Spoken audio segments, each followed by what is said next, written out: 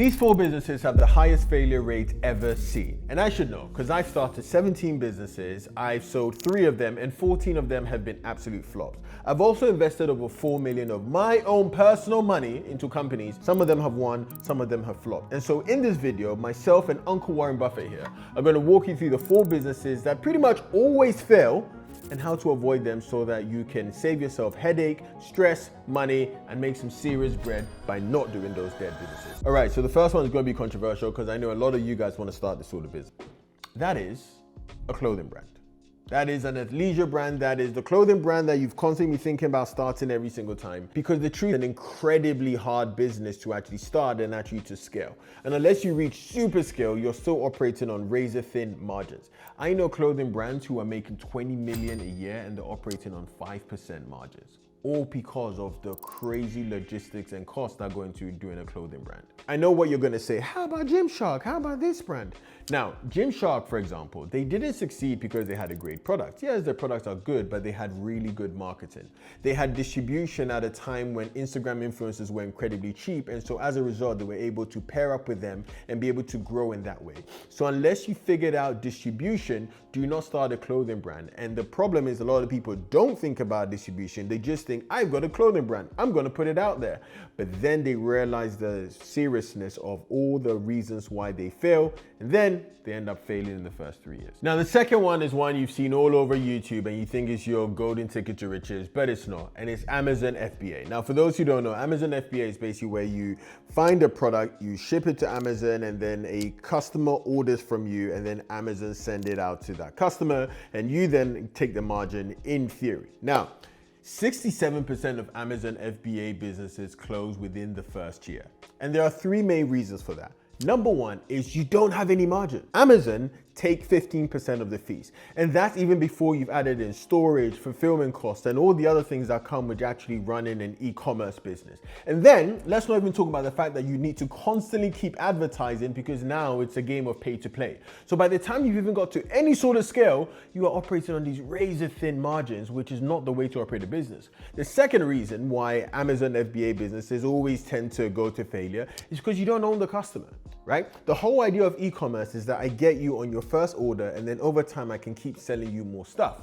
But the truth is, you don't get that data. Amazon get that data. Mr. Jeff Bezos gets that data. And so you're out here being like, oh my God, I got so many sales, but then you can't remarket to those people. So you're in this constant hamster wheel of just constantly trying to find new and new customers. And that's not the way that you build a very successful business. And then the third thing is it all gets commoditized. So what happens is that other people see you doing well. They say, oh, product, I can also do the same thing.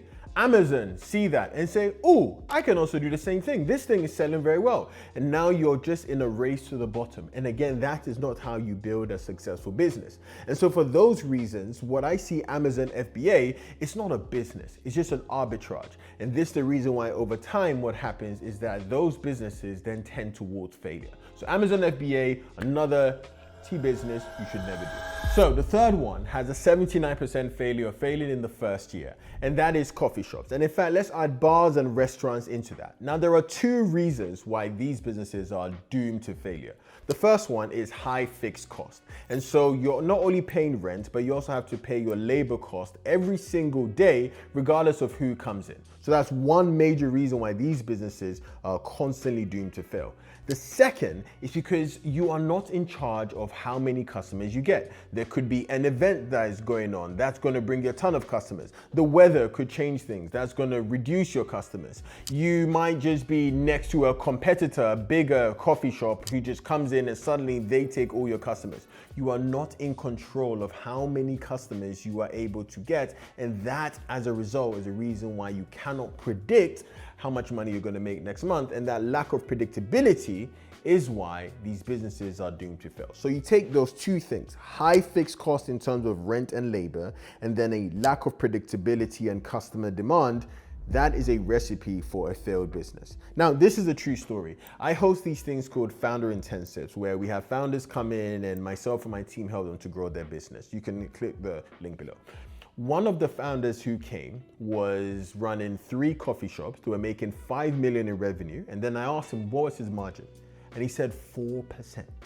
4%.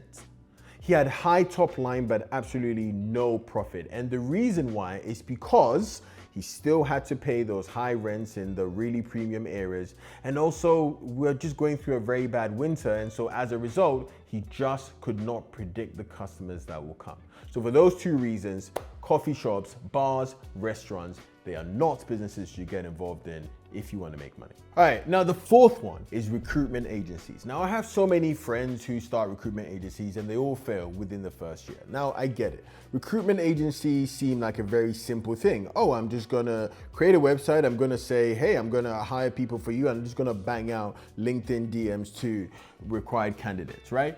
In theory, that sounds good. But here are the reasons why recruitment agencies always tend to fail. Number one is most of them are very generalized. It's like, we will hire X people for you. We will hire employees for you. Even when you specialize, we will hire software engineers for you. There are so many people who hire software engineers. So you are in a red ocean and you are competing with people who are basically offering the exact same service as you. It is very hard for you to actually build something proprietary and build something unique. The second reason is clients treat you as a last resort. So as someone who's hired so many people, what I tend to do is I try and exhaust LinkedIn, Indeed, my network, and then only after I have then exhausted all of those, then I say, oh, let's use a recruiter.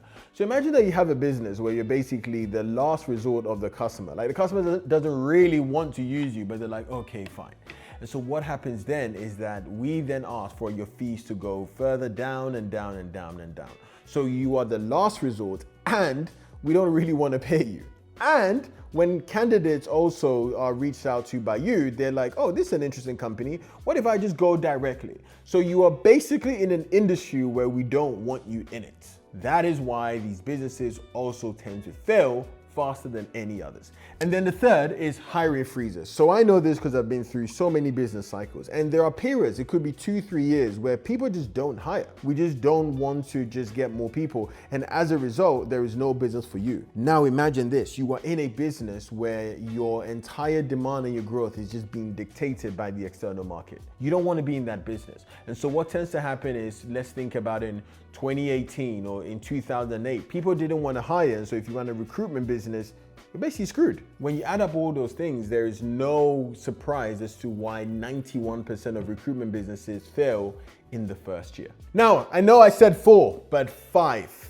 This one is so important and you are going to get pissed off when you hear this, and that is marketing agencies. Yes, I know the guy who made his money from marketing agencies is saying marketing agencies are doomed to fail. And let me explain why. The reason why marketing agencies are doomed to fail, and I would never start one now, is very simple. Marketing agencies are based off something that I call the expertise gap. So the expertise gap is basically, what do I know versus what do other people know? And the gap in the middle of this is how much I can charge. And so when we started Fanbytes in 2017 as one of the first influencer marketing agencies, we knew about influencer marketing and we were here. Other brands didn't. And so as a result, we could charge a lot more money. Over time, what happens is brands started to know more and more about it, and as a result, we couldn't charge any money. So as a result, that business eventually became commoditized. I see this with video marketing agencies or any social media marketing agency. Right now, brands have in-house teams and they therefore do not need your expertise, or even if they do, they're not going to be able to pay that much because it's not that valuable.